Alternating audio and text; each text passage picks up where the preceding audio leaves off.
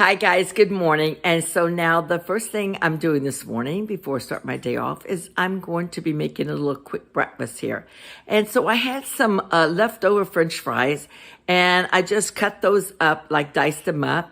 And then I took out some green onions out of my little plastic bottle that's inside the freezer.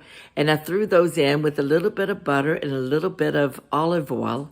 And then on top of that, I had some kale, so I just kind of ripped that into the egg, into this mixture. And so this is a quick breakfast with 2 little eggs, some salt, and a little bit of salt and a little bit of pepper on that. So let me show you how that looks. There you go. So you can see that I've got 2 eggs, the French fries that are left over, the JoJo's, and then some kale. And I'm just simply, I didn't add any bacon. I had bacon, but I didn't add any bacon. I just did this. And then what I do is I put the lid on it, and I give it about maybe, say, 5 minutes, and then it's ready. And it's that quick. The breakfast will be that quick. Yeah, that's a quick breakfast.